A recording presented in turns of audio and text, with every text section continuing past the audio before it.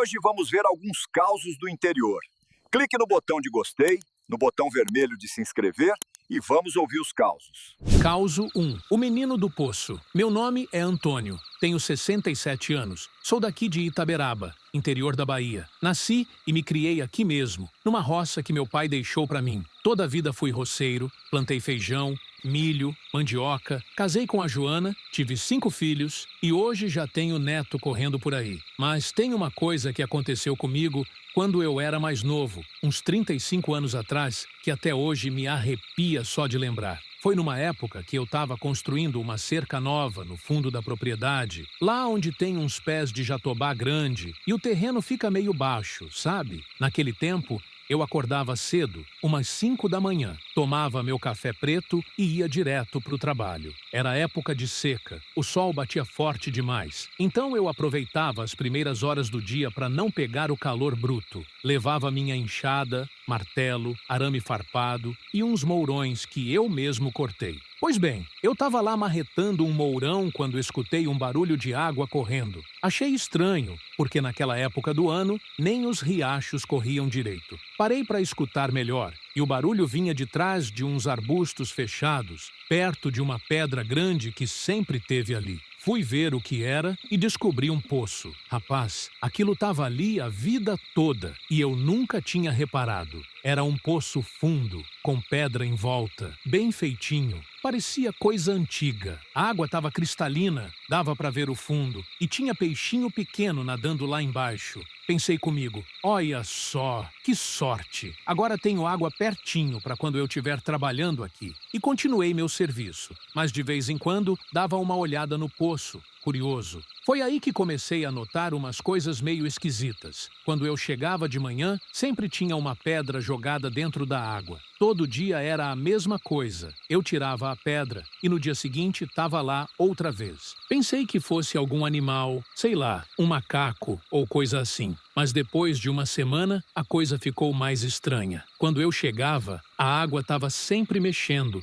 como se alguém tivesse acabado de sair de dentro. E tinha pegada de menino na lama ao redor do poço. Pegada pequenininha, de criança de uns 7, 8 anos. Fiquei intrigado, né? Que menino ia aparecer lá naquele fim de mundo, sozinho, de madrugada? Não fazia sentido. Resolvi chegar mais cedo para ver se pegava o danado em flagrante. No dia seguinte, ainda estava escuro quando cheguei. Acendi uma lanterna e fui direto pro poço. Quando cheguei perto, escutei uma risadinha fininha, de criança. Vinha de dentro da água. Apontei a lanterna e vi um menino pequeno, sentado na beirada do poço, com os pés na água. Ele era branquinho, cabelo preto. Usava uma roupinha azul meio desbotada. Olhava para mim com uns olhos grandes e escuros. Não parecia assustado, só curioso. Oi, menino, eu disse. O que você tá fazendo aqui? Ele só sorriu e balançou os pés na água. Você é de onde, rapaz?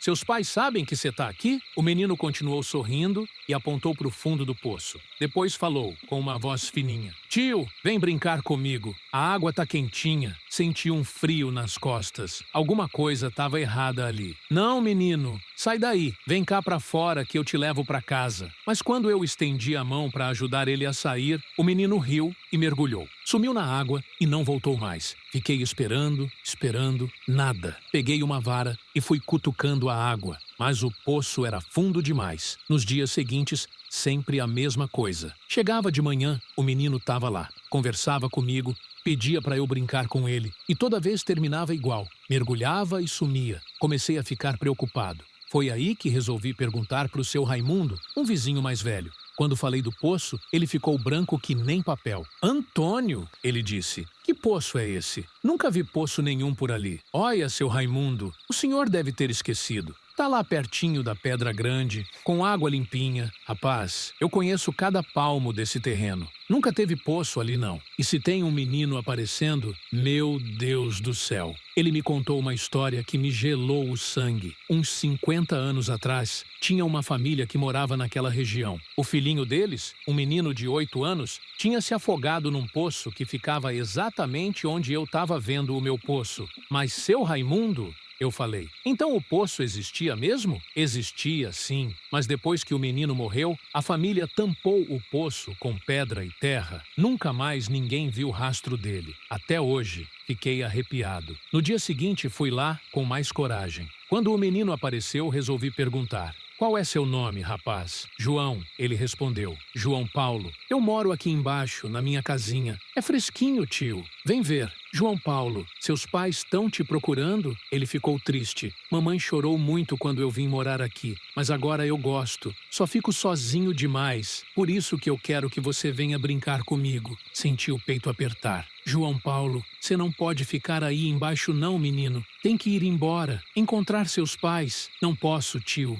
Eu tô preso aqui. Só se alguém vier comigo, aí eu posso sair. Nesse momento, entendi o perigo. O menino queria me levar junto. Comecei a rezar baixinho e me afastei devagar. João Paulo, eu preciso ir trabalhar agora. Depois eu volto, tá bom? Tá bom, tio. Mas não demora não, que eu fico triste. Saí de lá e nunca mais voltei. Mandei um padre benzer o terreno e contei a história para ele. Ele disse que era melhor não mexer mesmo, que tem alma que não consegue descansar e fica presa no lugar onde morreu. Hoje, quando passo por perto daquele lugar, às vezes ainda escuto uma risadinha fininha vindo debaixo da terra. E juro que sinto cheiro de água fresca no meio da caatinga seca. O poço sumiu, nunca mais ninguém viu. Mas o menino, eu sei que ele tá lá ainda, esperando alguém para brincar com ele. E digo uma coisa, se um dia você passar por lá e ouvir uma criança chamando, não vai não, moço. Finge que não escutou e segue seu caminho. Porque tem coisa que é melhor deixar quieta, sabe? Tem coisa que não é pra gente dos vivos mexer. Causo 2. A Mulher do Barranco. Meu nome é Maria das Dores. Tenho 58 anos. Sou daqui de Caxias, no Maranhão. Toda a vida trabalhei na roça, plantando arroz, feijão, milho. Meu marido morreu faz 15 anos e desde então eu toco a vida sozinha com meus 3 filhos. Mas tem uma coisa que aconteceu comigo, uns 10 anos atrás, que até hoje me faz dormir com a luz acesa. Foi numa época que eu estava precisando de barro bom para fazer uns potes e jarros para vender na feira. Aqui na região tem uns barrancos de barro vermelho muito bom, próprio para cerâmica. Fica numa baixada perto do rio, lugar meio isolado. Mas o barro de lá é o melhor que tem. Minha mãe, que Deus a tenha, sempre ia lá buscar barro quando eu era pequena. Naquele tempo, eu acordava cedinho, umas 4 da manhã, preparava meu café e ia a pé para o barranco. Levava minha enxada pequena, uns sacos de aniagem e uma cabaça com água. Eram uns 3 quilômetros de caminhada, mas eu estava acostumada. O caminho passava por dentro de uma mata fechada. Depois descia para uma várzea onde ficava o barranco. Era um lugar bonito, sabe? Tinha uns pés de buriti, muito passarinho cantando. E o barranco era bem alto, com o barro vermelho brilhando no sol. Nas primeiras vezes, correu tudo normal. Eu chegava, cavava meu barro, enchia os sacos e voltava para casa. Mas depois de umas 2 semanas, comecei a reparar umas coisas estranhas. Quando eu chegava no barranco, sempre tinha marca de mão na parede de barro. Mão de mulher, pequena, com os dedos compridos. Parecia que alguém tinha passado as mãos no barro molhado, deixando as marcas bem nítidas. Pensei que fosse outra pessoa que também vinha buscar barro, mas as marcas sempre estavam fresquinhas, como se tivessem sido feitas na mesma hora, e eu nunca encontrava ninguém por lá. Uma manhã, cheguei no barranco e vi uma coisa que me deixou arrepiada. As marcas das mãos estavam lá, como sempre, mas dessa vez tinha também marca de joelho e cotovelo. Parecia que alguém tinha se ajoelhado ali e ficado se esfregando no barro. Fiquei com medo, né? Quem é que faz uma coisa dessas? Mas eu precisava do barro. Então, continuei indo.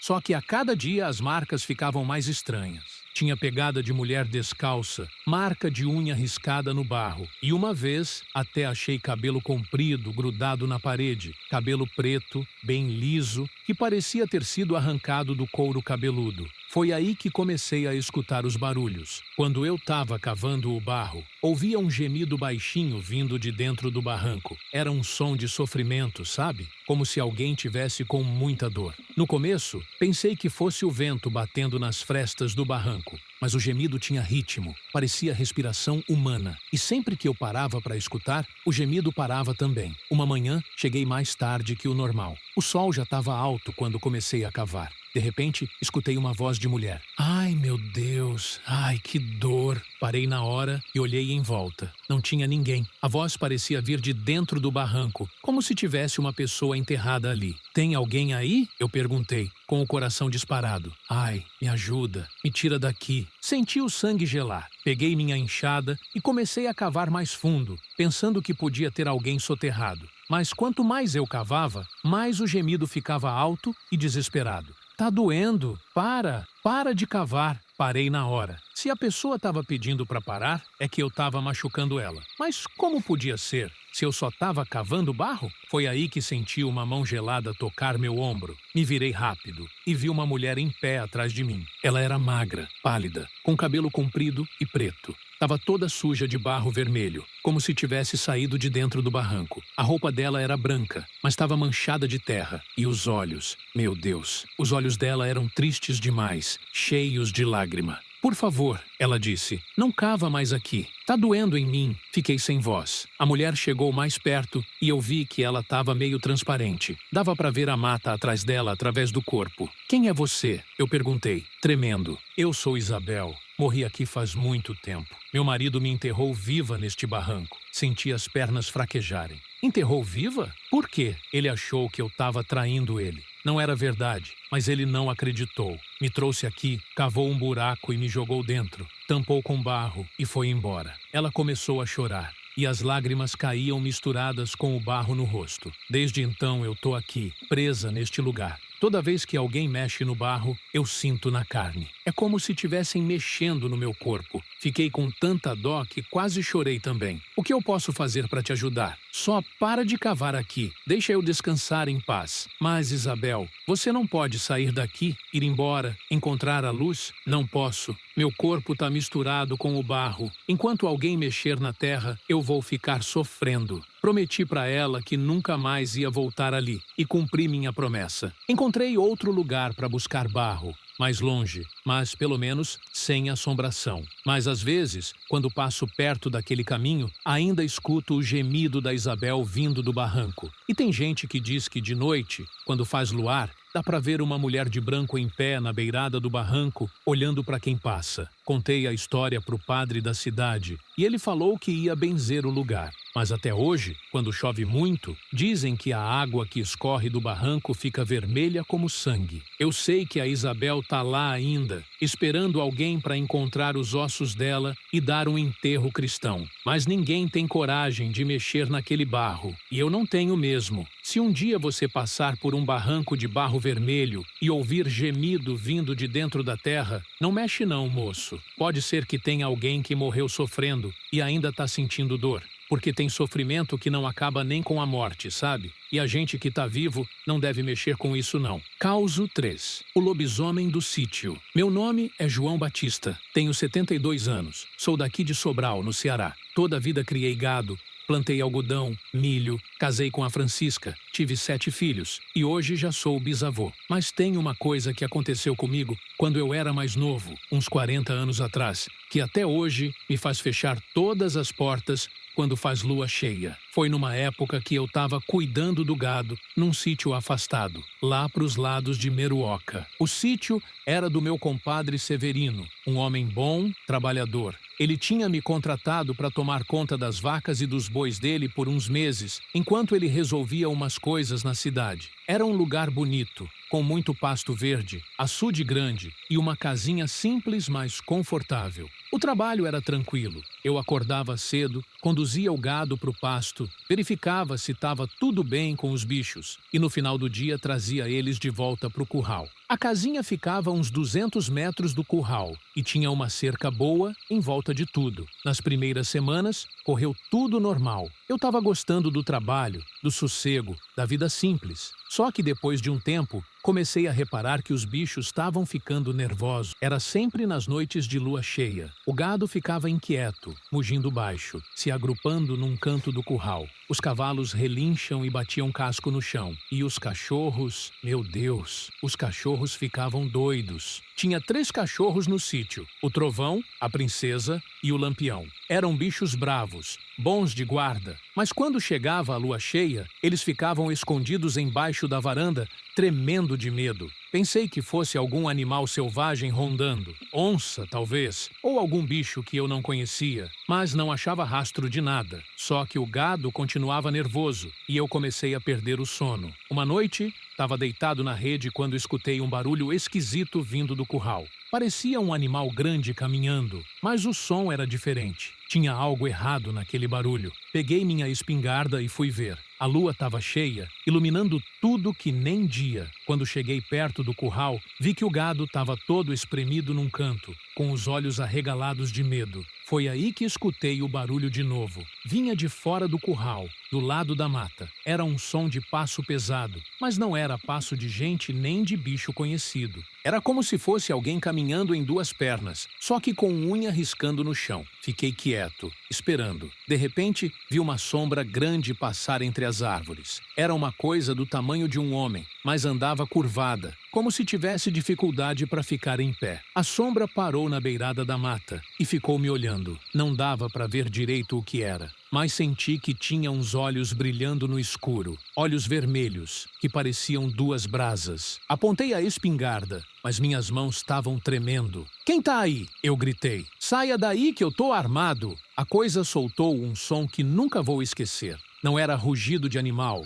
não era grito de gente, era um som rouco, como se fosse uma pessoa tentando falar, mas com a garganta estragada. Depois disso, a coisa sumiu na mata. Fiquei lá parado até o sol nascer, com a espingarda na mão. Não consegui dormir mais. No dia seguinte, fui procurar rastro. Encontrei pegadas estranhas na lama perto do açude. Eram pegadas de pé humano, mas muito grandes, com marca de unha comprida. E tinha também pegadas de pata, como se a criatura às vezes andasse de quatro. Fiquei preocupado. Resolvi perguntar para os vizinhos se já tinham visto alguma coisa estranha. Foi aí que seu Raimundo, um velho que morava perto, me contou uma história que me arrepiou. "João", ele disse, "cuidado com o que você viu. Aqui na região tem lobisomem." "Sim, senhor." "Lobisomem, seu Raimundo. Isso existe mesmo?" "Existe, rapaz. Eu mesmo já vi. É um homem que vira bicho nas noites de lua cheia. Acontece quando nasce 7 filhos homens seguido na família. O 7º vira lobisomem." Ele me contou que, uns anos atrás, tinha um sujeito chamado Antônio,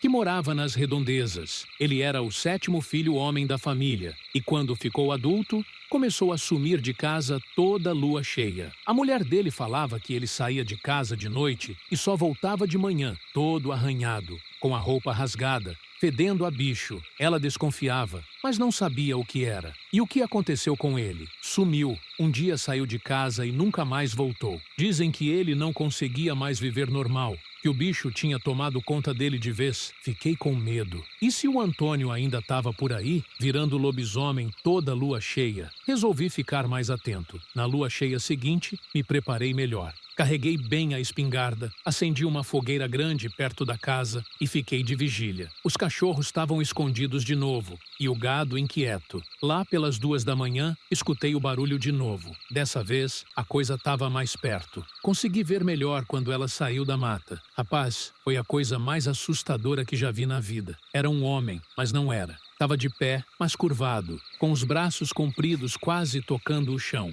O corpo era peludo, as mãos tinham unha grande e a cara... Meu Deus, a cara era meio de gente, meio de bicho. Os olhos eram vermelhos mesmo, brilhando na escuridão. A boca estava aberta, mostrando uns dentes grandes e pontudos. E o cheiro fedia a bicho morto, a coisa podre. A criatura ficou me olhando e eu senti que ela estava decidindo se ia me atacar ou não. Apontei a espingarda, mas ela não demonstrou medo. De repente, ela soltou um uivo que gelou meu sangue. Era um som de animal, mas tinha algo humano também. Como se fosse uma pessoa gritando de dor, mas com a voz transformada. A coisa começou a andar na minha direção. Eu atirei. O tiro pegou no ombro dela e ela cambaleou, mas não caiu. Só soltou outro uivo, mais alto e mais raivoso. Ela me olhou com ódio e desapareceu na mata. Escutei ela correndo, quebrando galho, se afastando. Fiquei tremendo até o sol nascer. No dia seguinte, fui atrás do rastro de sangue. Segui ele até a beirada de um riacho, onde parava. Mas do outro lado do riacho, encontrei uma pegada de homem descalço, normal, e tinha gotas de sangue humano na pedra. Nunca mais vi a criatura, mas toda lua cheia escutava um uivo distante vindo da mata, e os bichos continuavam nervosos. Quando acabou meu contrato no sítio, contei tudo pro compadre Severino. Ele ficou branco que nem papel. João, ele disse, você viu o Antônio? Ele ainda tá por aí, coitado. Antônio? Aquele que seu Raimundo falou? Esse mesmo. Ele é primo meu. Desde que virou lobisomem, não consegue mais viver perto de gente. Fica na mata, sofrendo. Fiquei com pena do homem. Imagina que vida desgraçada. Virar bicho toda lua cheia e não poder conviver com ninguém. Até hoje, quando faz lua cheia, eu fecho todas as portas e janelas de casa. E quando escuto o cachorro uivando de madrugada, eu rezo uma oração pro Antônio, pedindo para Deus dar descanso para a alma dele. Porque tem maldição que a pessoa carrega na carne, sabe? E não é culpa de ninguém, é coisa do destino. Mas mesmo assim, a gente que tá normal tem que se proteger. Se um dia você tiver que passar por lugar isolado em noite de lua cheia, leva uma arma e não sai de casa sozinho não, moço. Porque lobisomem existe e é coisa séria. Tem coisa que a gente não entende, mas tem que respeitar. E ter medo também, porque o medo às vezes é que nos salva. Causo 4. A Casa das Almas. Meu nome é Rosário. Tenho 63 anos. Sou daqui de Montes Claros, no norte de Minas Gerais. Toda a vida trabalhei com costura, fazendo roupa pra gente da cidade. Sou viúva faz 20 anos. Meus filhos cresceram e cada um seguiu seu rumo. Mas tem uma coisa que aconteceu comigo, uns 15 anos atrás, que até hoje me faz benzer a casa toda noite antes de dormir. Foi numa época que eu estava passando dificuldade financeira e precisei aceitar um trabalho meio estranho. Uma senhora da cidade, Dona Eudóxia, me procurou para fazer uma encomenda grande. Ela queria que eu costurasse umas roupas especiais, mas tinha uma condição. Eu teria que fazer o serviço numa casa velha que ela tinha herdado, porque lá tinha uma máquina de costura antiga muito boa. A casa ficava num sítio afastado, uns 10 quilômetros da cidade. Dona Eudóxia me levou lá para mostrar o lugar. Era uma casa grande, de fazenda antiga, com paredes grossas e janelas pequenas. Tinha sido bonita um dia, mas agora estava meio abandonada. Dona Rosário, ela falou, a senhora pode dormir aqui mesmo durante a semana, para não precisar ir e vir todo dia. Tem cama boa, fogão a lenha funcionando e a máquina de costura é uma maravilha. Realmente, a máquina era lindíssima. Uma Singer antiga, toda trabalhada em ferro, que costurava que era uma beleza. O quarto onde ela ficava era grande, com muita luz natural entrando pela janela. Aceitei o trabalho. Era bem pago e eu estava precisando mesmo. Dona Eudóxia me deu as chaves e disse que voltaria dali uma semana para ver como estava andando o serviço. Nos primeiros dias, correu tudo bem. Eu chegava na segunda de manhã, arrumava minha roupa na cômoda e começava a trabalhar. A casa era silenciosa, boa para concentrar. Só tinha o barulho da máquina e dos passarinhos lá fora. Mas depois de uns 3 dias, comecei a notar umas coisas estranhas. Quando eu chegava de manhã, sempre tinha alguma coisa fora do lugar. Uma cadeira que eu tinha deixado numa posição estava noutra. Uma xícara que eu tinha lavado estava suja na pia. Coisas pequenas, mas que me deixavam intrigada. Pensei que fosse algum animal entrando na casa. Gato, talvez, ou rato. Mas não via sinal de bicho nenhum. E as coisas que mudavam de lugar eram pesadas demais para ser coisa de rato. Uma noite, estava costurando até tarde quando escutei passos no corredor. Eram passos de gente, bem nítidos, caminhando devagar. Pensei que fosse Dona Eudóxia voltando, mas quando olhei pela janela, não tinha carro nenhum. Parei a máquina e fiquei escutando. Os passos continuaram, indo da sala para o quarto do fundo. Depois, silêncio. Fiquei com medo, mas não tive coragem de sair do quarto para investigar. No dia seguinte, reparei que tinha uma porta no fundo da casa que eu nunca tinha visto aberta. Era um quartinho pequeno, meio escuro, com cheiro de mofo. Dentro só tinha uma cama velha e um crucifixo na parede. Perguntei para Dona Eudóxia sobre o quarto quando ela veio me visitar. Ah, aquele quarto, ela disse, ficando meio sem jeito. Era o quarto do meu tio Sebastião. Ele morreu lá faz uns 5 anos. Morreu como, dona Eudóxia? Doença. Ele ficou acamado uns meses, sozinho na casa. Quando encontraram ele, já estava morto faz dias. Senti um arrepio. E ninguém mais morou aqui depois? Não. O pessoal da família falava que a casa estava assombrada. Bobagem, né? Mas ninguém quis ficar. Eu deveria ter desistido do serviço naquela hora, mas estava precisando do dinheiro e até então não tinha acontecido nada muito assustador. Mas na noite seguinte, a coisa ficou séria. Estava costurando quando escutei uma voz de homem vindo do quarto do fundo. Era uma voz fraca, como de quem está doente. Rosário, Rosário. Parei a máquina e fiquei ouvindo. A voz continuou. Me ajuda, Rosário. Tô com sede. Senti o sangue gelar. Como é que alguém sabia meu nome? E que voz era aquela, tão fraca e sofrida? Fiquei paralisada na cadeira. A voz chamou de novo. Rosário, por favor, me dá uma água. Juntei coragem e gritei. Quem tá aí? Saia daí que eu tô armada. Mentira. Eu não tinha arma nenhuma, mas precisava fingir coragem. A voz parou. Ficou um silêncio que parecia pesar toneladas. Depois, escutei um gemido baixinho, como de quem tá com muita dor. Não dormi nessa noite. Fiquei sentada na cadeira, com a luz acesa, até o sol nascer. Quando amanheceu, fui verificar o quarto do fundo. Estava vazio, como sempre, mas senti um cheiro estranho. Cheiro de remédio, de gente doente. Nos dias seguintes, sempre a mesma coisa. De noite, a voz do seu Sebastião me chamando, pedindo água, pedindo ajuda, e eu sem coragem de atender, com medo do que podia encontrar. Uma noite, a voz ficou mais insistente. Rosário, pelo amor de Deus, eu sei que você tá aí, me ajuda. Dessa vez, ouvi também o barulho da cama rangendo, como se alguém tivesse se mexendo nela. Não aguentei mais. Peguei um copo d'água e fui pro quarto, tremendo que nem vara verde. Quando cheguei na porta, o quarto estava escuro. Acendi a luz e não vi ninguém. Mas a cama estava com o lençol amassado, como se alguém tivesse acabado de levantar dela. Seu Sebastião? Eu chamei. O senhor tá aí? Senti uma presença, mas não vi nada. Deixei o copo d'água em cima da mesinha e saí correndo. No dia seguinte, o copo estava vazio. Foi aí que resolvi conversar com ele. Na noite seguinte, quando a voz me chamou, eu respondi. Seu Sebastião, sou eu, Rosário. O que o senhor quer? Rosário, que bom que você me atendeu. Eu tô aqui sozinho faz tanto tempo. Mas seu Sebastião, o senhor morreu. O senhor não pode ficar aqui. Morri? Não lembro de ter morrido. Só lembro que estava doente, com muita sede, e ninguém vinha me ver. Senti uma tristeza no peito. O pobre homem nem sabia que tinha morrido. Ninguém da família vinha cuidar do senhor? Não, todo mundo me abandonou. Morri sozinho, com sede, chamando por ajuda. Comecei a entender.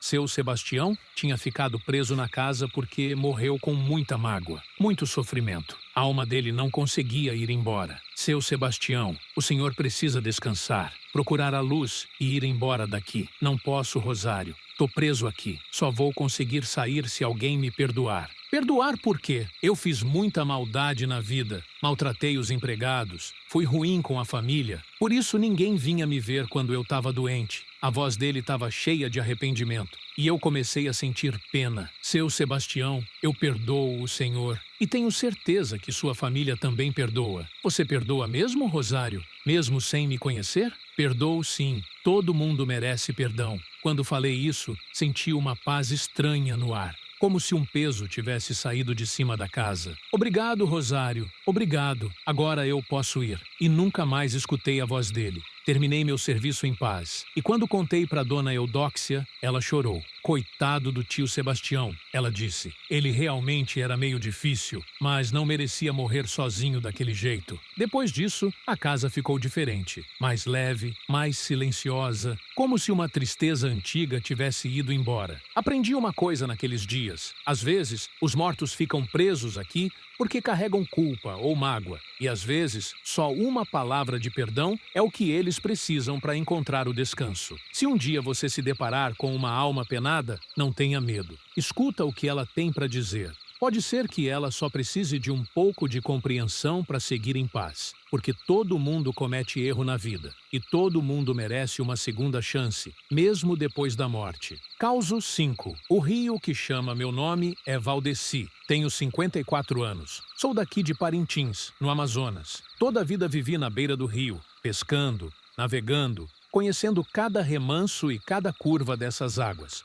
Tenho canoa própria, redes e ganho a vida vendendo peixe na feira. Mas tem uma coisa que aconteceu comigo, uns 8 anos atrás, que até hoje me faz evitar um trecho específico do rio. Foi numa época que eu estava pescando sozinho, procurando uns locais novos onde o peixe tivesse mais abundante. Aqui na região, a gente conhece o rio como a palma da mão. Cada curva, cada igapó, cada lugar onde o peixe gosta de ficar. Mas sempre tem uns cantos que a gente evita, sabe? Lugares que os antigos falam que tem coisa ruim. Um desses lugares é o Furo do Anhangá, uns 15 quilômetros rio acima. É um braço do rio que entra numa mata fechada, bem escura, onde a água fica quase preta. Os velhos sempre falaram para não pescar lá, que era lugar perigoso. Mas naquele tempo, eu estava com a pesca ruim fazia semanas. O peixe estava escasso e eu precisava arrumar um dinheiro para a família. Resolvi arriscar e ir ver se no Furo do Anhangá tinha peixe bom. Saí de casa bem cedo, ainda escuro, e naveguei até lá. Quando cheguei na entrada do furo, senti um arrepio. A água era escura mesmo, quase preta, e não dava para ver o fundo. A mata dos dois lados era fechada, com árvores enormes que tampavam o sol. Mas como eu estava precisando de peixe, entrei mesmo assim. Remei uns 200 metros furo adentro e parei num lugar que parecia bom para pescar. Tinha uns troncos caídos na água, lugar onde o peixe gosta de se esconder. Joguei minha linha e fiquei esperando. Logo de cara, peguei um tucunaré grande, depois um surubim. A pesca estava excelente. Pensei comigo, por que será que o pessoal não vem pescar aqui? Tá cheio de peixe. Mas depois de 1 hora, comecei a reparar umas coisas estranhas. O lugar era silencioso demais. Não tinha barulho de passarinho, não tinha macaco gritando, não tinha nem barulho de inseto. Era um silêncio que pesava, sabe? E a água fazia uns movimentos esquisitos. Às vezes formava uns redemoinhos pequenos, como se tivesse algo grande nadando por baixo. Mas quando eu olhava, não via nada. Continuei pescando, porque o peixe estava mordendo bem. Mas depois de um tempo, comecei a escutar uma coisa que me deixou com o cabelo em pé. Era um canto baixinho, vindo de dentro da mata. Parecia voz de mulher, mas não dava para entender as palavras. O canto era bonito, meio triste, como uma mãe ninando uma criança. Mas tinha algo nele que me dava vontade de largar tudo e ir atrás da voz. Uma vontade forte, quase irresistível. Balancei a cabeça e tentei me concentrar na pescaria. Mas o canto continuava, cada vez mais bonito, mais chamativo, e começou a parecer que a voz estava se aproximando da beira da água. Foi aí que vi ela. Saiu de trás de uma árvore grande e veio caminhando devagar até a beirada do rio. Era uma mulher lindíssima, com cabelo comprido e negro, pele morena, corpo de fazer qualquer homem perder a cabeça. Ela estava nua, mas o cabelo comprido cobria o que tinha que cobrir. E sorria para mim, um sorriso que parecia prometer todas as delícias do mundo. "Vem cá, pescador",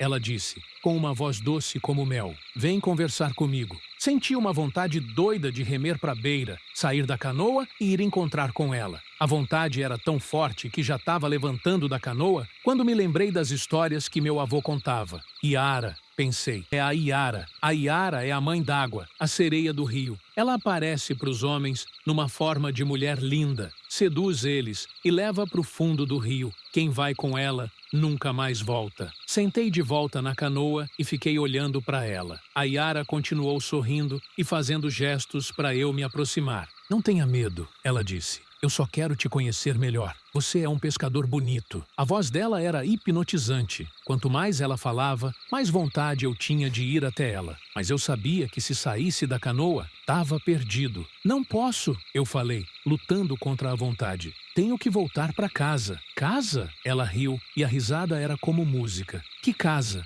Fica aqui comigo. Eu posso te dar tudo o que você quiser. Ouro, peixe, prazer." Ela entrou na água devagar e foi aí que vi que da cintura para baixo ela tinha rabo de peixe. Um rabo grande, com escamas que brilhavam na pouca luz que entrava na mata. A Iara começou a nadar na minha direção. A água nem fazia ondinha quando ela se movia. Era como se ela fosse parte do próprio rio. "Vem", ela continuou chamando. "Vem comigo para o meu palácio no fundo do rio. Lá você vai ser feliz para sempre." Peguei os remos e comecei a remar para trás, tentando me afastar. Mas a vontade de ficar com ela era quase incontrolável. Ela era a coisa mais bonita que eu já tinha visto na vida. "Por que você está fugindo?" ela perguntou. E agora a voz tinha um tom de tristeza. "Eu só quero te amar. Ninguém nunca vai te amar como eu posso amar." Por um momento quase cedi. A tristeza na voz dela me partia o coração. Mas aí me lembrei da minha mulher em casa, dos meus filhos esperando eu voltar com o peixe. "Não", eu falei mais firme. "Eu tenho família, não posso ficar." O rosto da Yara mudou na hora. O sorriso doce sumiu e os olhos ficaram frios como a água do rio. "Família?" ela disse, e agora a voz estava cheia de raiva. "Você prefere sua família feia a mim?" Comecei a remar mais rápido. A Yara mergulhou e sumiu. Pensei que tinha escapado, mas segundos depois, ela apareceu do lado da minha canoa. "Ninguém me rejeita", ela rosnou. "Se você não vem por bem, vai por mal." Ela agarrou a borda da canoa e começou a balançar. A força dela era impressionante. A canoa balançava como se fosse de papel. Peguei meu remo e bati na mão dela. Ela soltou um grito de raiva e mergulhou de novo. Aproveitei e remei com toda a força na direção da saída do furo, mas a Yara não desistiu. Ela vinha nadando atrás de mim, às vezes aparecendo de um lado da canoa, às vezes do outro, e começou a cantar de novo, mas dessa vez o canto era assustador, cheio de raiva. A água começou a ficar agitada. Formaram ondas grandes, coisa que nunca tinha visto naquele trecho do rio. E começaram a aparecer outros seres na água. Peixes grandes, com olhos que brilhavam, nadando em volta da minha canoa. Remei que nem louco, rezando para conseguir sair daquele lugar. A Yara continuava me perseguindo, gritando palavras que eu não entendia, na língua dela. Quando finalmente cheguei na entrada do furo e entrei no rio principal, senti o alívio. A água voltou ao normal, os peixes estranhos sumiram e a Yara parou de me seguir. Mas antes de eu me afastar de vez, escutei a voz dela uma última vez. "Você vai voltar, pescador. Um dia você vai sentir saudade de mim e vai voltar. E aí eu vou estar esperando." Nunca mais pesquei naquele furo. E toda vez que passo perto da entrada dele, sinto uma vontade estranha de entrar, como se alguma coisa tivesse me chamando. Mas resisto. Contei a história para alguns amigos pescadores e eles falaram que conheciam outros casos parecidos. Homem que foi pescar sozinho no furo do Anhangá e nunca mais voltou. A família procura, mas não acha nem o corpo, nem a canoa. Hoje eu entendo por que os antigos falavam para não pescar lá. A Yara protege aquele lugar. E não gosta de intruso. E quem ela consegue seduzir, leva para o fundo do rio e nunca mais larga. Se um dia você for pescar em rio desconhecido e escutar um canto de mulher vindo da mata, não vai atrás não, moço. Rema para longe o mais rápido que puder. Porque a Yara é bonita, é sedutora, mas é perigosa também. E quem cai na conversa dela nunca mais vê a luz do sol. Causo 6. O compadre da encruzilhada. Meu nome é Manuel, tenho 69 anos. Sou daqui de Juazeiro do Norte, no Ceará. Toda a vida trabalhei de sanfoneiro, tocando em festa, casamento, forró. Aprendi a tocar quando era menino, com meu pai, que Deus o tenha. Mas tem uma coisa que aconteceu comigo quando eu era mais novo, uns 30 anos atrás, que até hoje me faz benzer a sanfona antes de tocar. Foi numa época que eu estava querendo ser o melhor sanfoneiro da região, mas não conseguia tocar como queria. Eu tocava bem, sim, senhor, mas não era nada excepcional. Tinha outros sanfoneiros por aqui que tocavam muito melhor que eu, e isso me doía no peito, porque eu queria ser reconhecido, queria que o povo falasse: esse Manuel é o melhor sanfoneiro que tem. Naquele tempo, eu tocava em qualquer festa que me chamassem. Casamento, aniversário, festa de santo, forró de fim de semana, mas sempre ficava na sombra de outros músicos melhores. O pessoal gostava da minha música, mas não era aquela coisa de parar tudo para ouvir. Uma noite, voltando de uma festa lá para as bandas de Barbalha, eu estava andando pela estrada de terra quando cheguei numa encruzilhada. Era um lugar meio isolado, onde se encontravam 4 estradas, com um pé de aroeira bem no meio. Parei ali para descansar um pouco e fumar um cigarro. Tava uma noite bonita, com lua cheia iluminando tudo, mas o lugar era silencioso demais, meio assombrado. Foi aí que escutei o som de uma sanfona vindo de lugar nenhum. Era uma música lindíssima, tocada com uma perfeição que eu nunca tinha ouvido na vida. As notas eram limpas, o ritmo era perfeito e a melodia tocava no fundo da alma. Olhei em volta, mas não vi ninguém. O som parecia vir do ar mesmo, como se fosse o vento tocando sanfona. De repente, apareceu um homem sentado embaixo da aroeira. Ele estava de terno preto, chapéu preto e segurava uma sanfona nas mãos. Era um homem bonito, bem vestido, mas tinha algo estranho nele. Os olhos eram muito escuros e quando ele sorria, parecia que conhecia todos os segredos do mundo. "Boa noite, sanfoneiro", ele disse com uma voz educada. "Bela noite para música, não é?" Fiquei meio desconfiado, mas respondi: "Boa noite. O senhor toca muito bem. Obrigado. E você? Como anda sua música?" "Ah, eu me viro. Nada demais." Ele riu e o riso dele me deu arrepios. "Nada demais? Percebi que você tem ambição, rapaz. Quer ser o melhor, não é?" Como é que ele sabia disso? Fiquei mais desconfiado ainda. Todo músico quer ser bom no que faz. Bom, você quer mais que isso. Você quer ser extraordinário. Quer que as pessoas parem tudo só para escutar você tocar. Era exatamente isso que eu queria, mas não respondi nada. "Posso te ajudar?" ele continuou. "Posso fazer você se tornar o melhor sanfoneiro que já existiu nesta região. O pessoal vai vir de longe só para ouvir você tocar. E o que o senhor quer em troca?" Ele sorriu de novo, e dessa vez vi que os dentes dele eram brancos demais. Perfeitos demais. "Ah, é só um favorizinho. Nada muito importante." "Que tipo de favor?" "Quando você ficar famoso, muito famoso, você vai tocar uma música especial para mim. Uma música que eu vou te ensinar agora." Parecia um negócio bom demais para ser verdade. "E como o senhor vai me fazer tocar melhor?" "Simples." Ele se levantou e veio até mim. "Me dá sua sanfona aqui." Entreguei minha sanfona para ele. Ele segurou ela com cuidado, passou a mão pelos foles e pelas teclas e murmurou umas palavras que não entendi. "Pronto", ele disse, devolvendo a sanfona. "Agora toca alguma coisa." Peguei a sanfona e comecei a tocar uma música simples. Mas, rapaz, que diferença! As notas saíam límpidas como cristal. Meus dedos se moviam com uma agilidade que eu nunca tive. E a música ficou mais bonita do que eu jamais imaginei. "Incrível", eu falei. "Como o senhor fez isso?" "Segredo profissional", ele riu. "Agora, sobre aquele favor, que música o senhor quer que eu toque?" Ele pegou a sanfona dele e tocou uma melodia estranha. Era bonita, mas tinha algo perturbador nela. Parecia música de igreja, mas ao contrário, se é que dá para entender. É essa. Quando você estiver no auge da fama, você vai tocar essa música numa festa grande, cheia de gente. Aí nossa parceria vai estar completa. Decorei a música e prometi que tocaria quando chegasse a hora. O homem sorriu, deu dica do chapéu e sumiu. Literalmente sumiu, como fumaça. Fiquei ali parado, sem entender direito o que tinha acontecido. Mas quando toquei minha sanfona de novo, confirmei. Eu realmente estava tocando como nunca tinha tocado antes. Nos meses seguintes, minha fama cresceu rapidamente.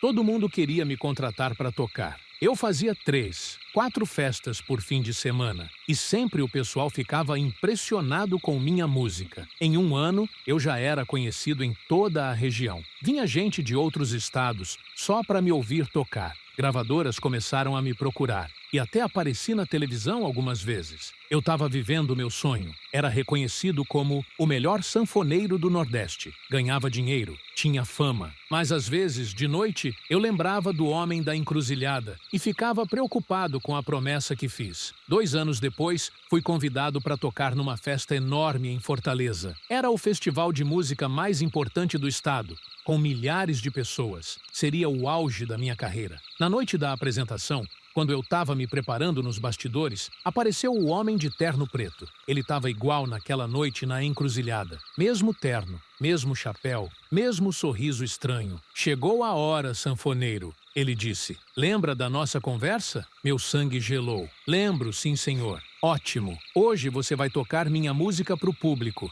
e vai tocar com toda a perfeição que eu te dei. Mas que música é essa exatamente? Por que é tão importante para o senhor?" Ele chegou mais perto e percebi que ele não tinha sombra. "É uma música de chamamento, rapaz. Vai abrir um portal. Portal para quê? Pro meu mundo. E quando abrir, algumas almas vão vir comigo." Entendi na hora que eu tinha feito um pacto com o diabo. O homem da encruzilhada era o próprio cão, e eu tinha vendido minha alma por fama. "Eu não vou tocar essa música", eu falei. tremendo de medo. Vai sim, porque se não tocar, vai perder tudo o que conquistou. Sua música vai ficar pior que antes e você vai passar o resto da vida como um sanfoneiro fracassado. Prefiro ser fracassado do que servir ao capeta. Ele riu, uma risada que parecia vir do fundo do inferno. Veremos. Chegou minha vez de subir no palco. Milhares de pessoas me esperavam. Quando comecei a tocar, minha sanfona soava horrível. As notas saíam desafinadas, meus dedos tropeçavam nas teclas e o público começou a vaiar. Vi o homem de terno preto no meio da multidão,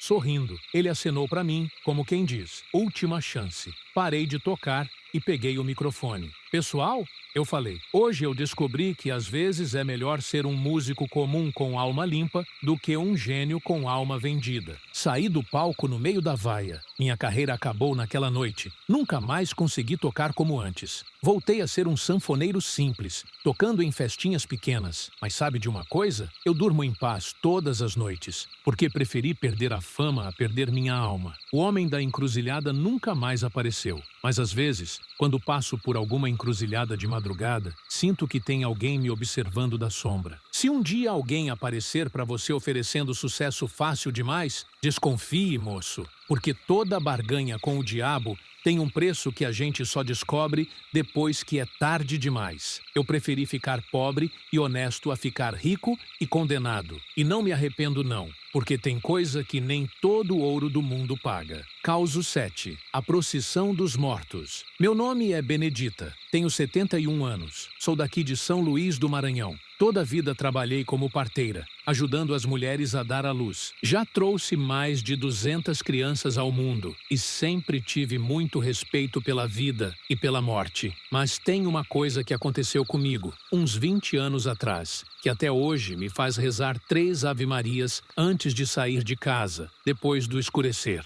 Foi numa época que eu estava voltando de um parto complicado, numa comunidade lá para os lados de Alcântara. Naquele tempo, eu ainda andava muito a pé, principalmente de noite, porque os partos não marcam hora. Às vezes, tinha que andar quilômetros na escuridão para chegar onde precisava. Nessa noite, eu tinha ajudado Dona Francisca a dar à luz seu 5º filho, um menino forte e saudável. O parto foi difícil, demorou a noite toda, e quando terminei já era quase 4 da manhã. O marido dela se ofereceu para me levar de volta na carroça, mas o cavalo estava cansado, e eu preferi voltar andando. Era uma caminhada de 1 hora.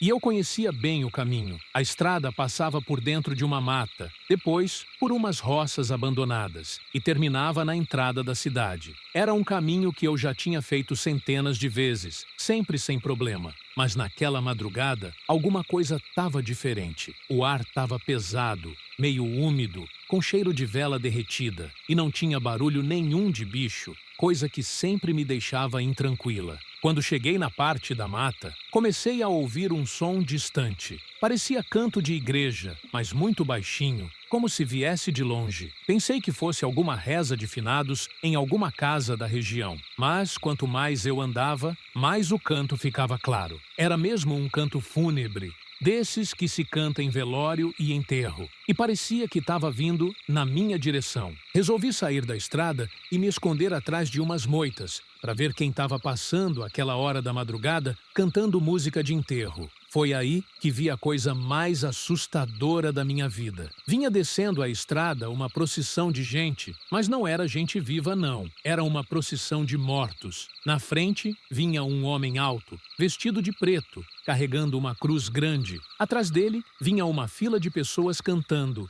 todas vestidas com roupa de enterrar. Homem, mulher, criança, velho, todos pálidos como cera, andando devagar e cantando aquela música triste. Alguns eu reconheci. Era gente que tinha morrido na região nos últimos anos. Seu Raimundo, que morreu de derrame. Dona Luzia, que morreu de parto. O menino Chico, que se afogou no rio. Todos ali andando na procissão dos mortos. No meio da fila, tinha um esquife sendo carregado por 4 homens. Era um caixão simples, de madeira clara, e em cima dele tinha uma coroa de flores murchas. Fiquei escondida, tremendo de medo, sem conseguir me mexer. A procissão passou bem perto de onde eu estava e senti o cheiro de terra molhada, de flor murcha, de vela apagada. Quando o esquife passou na minha frente, ouvi uma voz fraca vindo de dentro dele. Benedita, Benedita. Reconheci a voz na hora. Era Dona Rosa, uma senhora que eu tinha ajudado no parto do último filho, uns 3 meses atrás. Mas Dona Rosa tinha morrido na semana passada,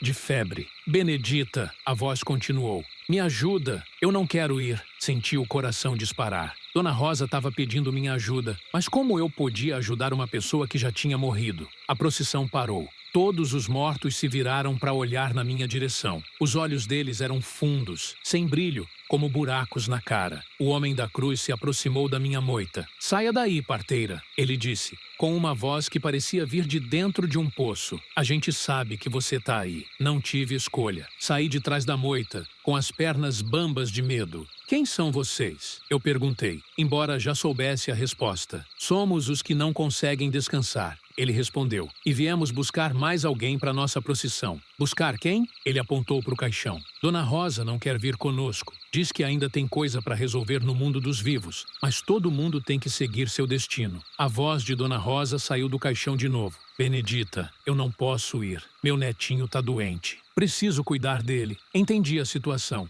Dona Rosa tinha morrido preocupada com o netinho que ficou doente e por isso não conseguia descansar em paz. Seu Rosa, eu falei, a senhora já morreu. Não pode mais cuidar de ninguém aqui. Mas, Benedita, o menino vai morrer se eu não cuidar. Ele tá com febre alta. A mãe dele não sabe o que fazer. Senti uma dor no peito. Dona Rosa tinha sido uma mulher muito boa, sempre ajudando todo mundo. Era natural que ela ficasse preocupada com a família mesmo depois de morrer. Onde está o menino? Eu perguntei. Na casa da minha filha, lá no povoado do Genipapo. Ele está queimando de febre faz 3 dias. Olhei para o homem da cruz. Se eu for cuidar do menino, Dona Rosa vai em paz com vocês? Ele pensou um momento. Se você prometer que vai cuidar da criança até ela sarar, Dona Rosa pode descansar. Eu prometo. No mesmo instante, senti uma paz no ar. Dona Rosa suspirou aliviada dentro do caixão. Obrigada, Benedita. Ela disse, agora eu posso ir tranquila. A procissão se organizou de novo e continuou descendo a estrada. Aos poucos, eles foram ficando transparentes, até sumir completamente na curva da estrada. Fiquei ali, parada, até o sol nascer, sem acreditar no que tinha acontecido. Quando chegou o dia, corri para o povoado do Genipapo procurar o netinho de Dona Rosa. Encontrei a casa da filha dela. A mulher estava desesperada, com o menino nos braços, queimando de febre. Dona Benedita! Ela gritou quando me viu. Que bom que a senhora veio. O Pedrinho está muito doente? Não sei mais o que fazer. Examinei o menino. Era uma febre alta mesmo, perigosa. Preparei uns chás, fiz compressa e fiquei 3 dias cuidando dele, até a febre baixar completamente. Quando o menino sarou, senti que Dona Rosa tinha encontrado a paz. Nunca mais ouvi falar da procissão dos mortos naquele trecho da estrada. Mas aprendi uma coisa importante. Às vezes os mortos ficam presos aqui porque deixaram alguma preocupação muito grande no mundo dos vivos. E só descansam quando sabem que está tudo resolvido. Desde então, sempre que alguém da comunidade morre preocupado com alguma coisa, eu procuro ajudar a resolver. Porque sei que é isso que eles precisam para seguir em paz. Se um dia você encontrar uma procissão de mortos na estrada, não corra. Escute o que eles têm para dizer. Pode ser que só precisem de uma ajuda para descansar em paz. Porque a morte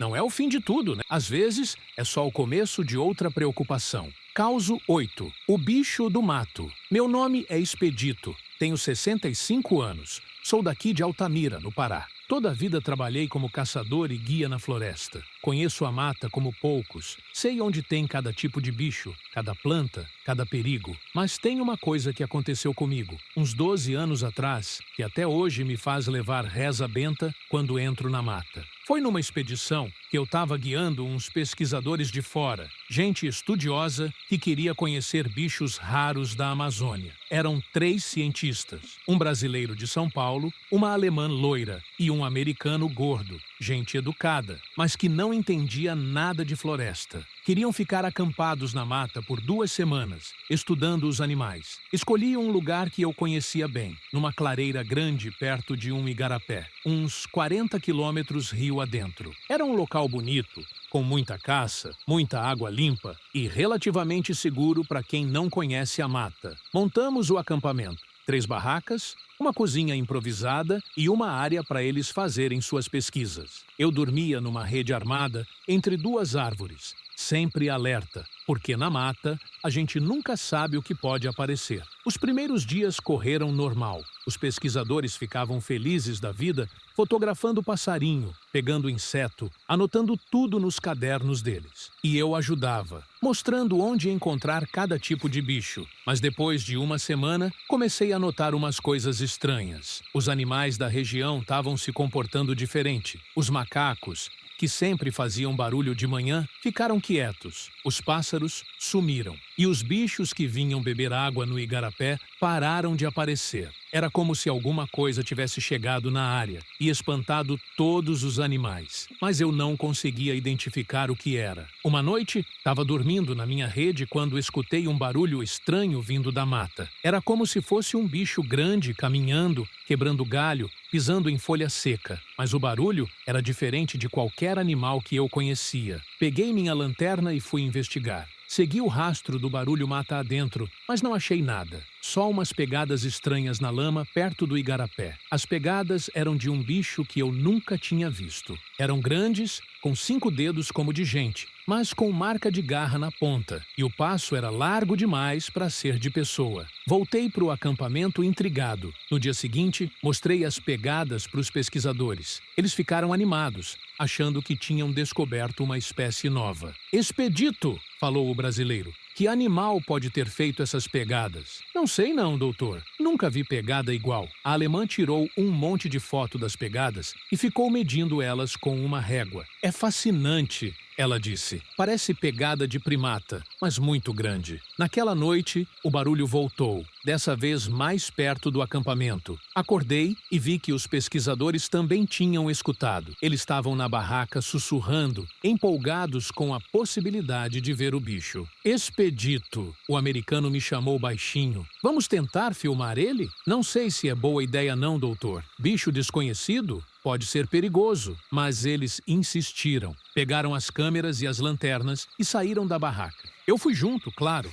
porque era minha obrigação proteger eles. Caminhamos devagar na direção do barulho. A mata estava escura como breu, só iluminada pelas nossas lanternas. E o silêncio era pesado, sem um pio de passarinho ou grito de macaco. Foi aí que vimos ele. Estava parado numa clareira pequena, uns 20 metros da gente. Era um bicho que eu nunca tinha visto na vida. E olha que eu conheço toda a fauna da região. Tinha mais ou menos 2 metros de altura, coberto de pelo escuro. O corpo era parecido com o de macaco, mas muito mais forte, com braços compridos que chegavam quase no chão. A cabeça era grande, com os olhos vermelhos que brilhavam na escuridão. Quando nossas lanternas iluminaram ele, o bicho se virou para olhar na nossa direção e soltou um som que nunca vou esquecer. Não era rugido, não era grito. Era como se fosse uma pessoa gemendo de dor, mas com uma voz grossa, assustadora. Os pesquisadores ficaram paralisados, fascinados. Começaram a tirar foto,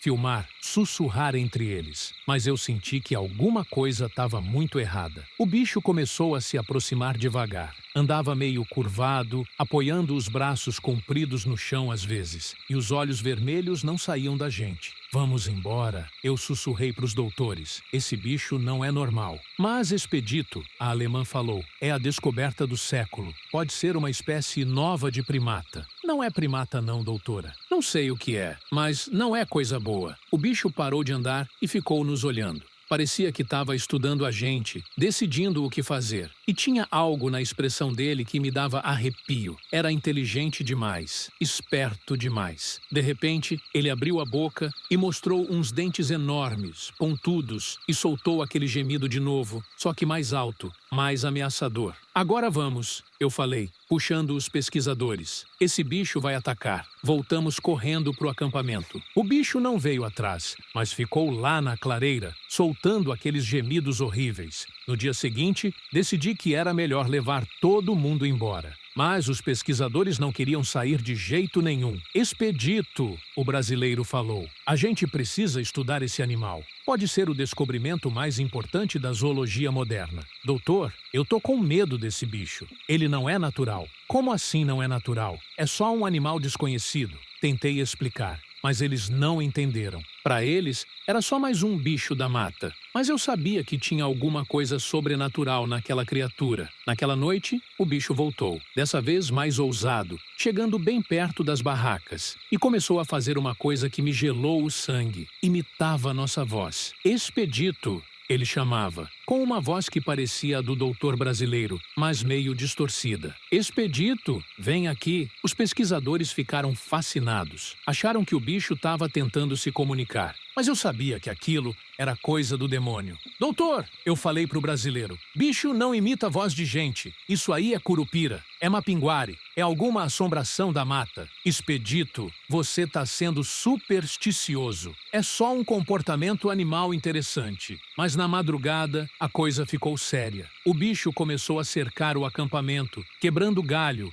fazendo barulho, e continuava imitando nossa voz, chamando cada um pelo nome. Foi aí que a alemã saiu da barraca para tentar filmar ele. E o bicho atacou. Ele se jogou em cima dela que nem um raio. Eu peguei minha espingarda e atirei, mas o tiro não fez nada. O bicho nem se abalou. A alemã gritou e nós corremos para ajudar. O bicho estava em cima dela, mas quando nos aproximamos, ele saltou para as árvores e sumiu na mata. A doutora estava arranhada, com marca de garra no braço e na perna, mas viva. Levamos ela para a barraca e tratamos os ferimentos. Agora vocês acreditam que a gente tem que sair daqui? Eu perguntei. Dessa vez, eles concordaram. No dia seguinte, desmontamos o acampamento e voltamos para a cidade. Mas a coisa não acabou aí. Durante a viagem de volta, o bicho nos seguiu. A gente ouvia ele se movendo na mata, sempre paralelo à nossa canoa. E de vez em quando, ele imitava a nossa voz, tentando nos confundir. Só quando chegamos na cidade que ele parou de nos seguir. Os pesquisadores voltaram para os países deles e nunca mais os vi. Mas soube depois que eles publicaram um artigo sobre o primata desconhecido da Amazônia. Só não contaram a parte sobrenatural da história. Eu sei o que vi. Aquilo não era bicho comum. Era alguma coisa que a mata criou para se defender dos intrusos. Mapinguari, curupira, ou sei lá que nome dão para essas coisas. Desde então, quando entro na mata, sempre levo uma reza benta e uma medalha de São Bento. E evito acampar em lugares muito isolados, porque sei que tem coisa na floresta que é melhor não mexer. Se um dia você for para a mata e encontrar rastro de bicho que não conhece, não vai atrás não, moço. Volta para trás e procura outro caminho, porque a Amazônia é cheia de mistério. E nem tudo que vive aqui quer bem para o ser humano. Tem coisa que é melhor deixar em paz, no seu canto, longe da gente. A mata é sábia, mas também é perigosa. E quem não respeita ela pode ter uma surpresa muito desagradável. Esses foram os causos de hoje. Clique no meio da tela para ver mais causos do nosso canal. Até a próxima.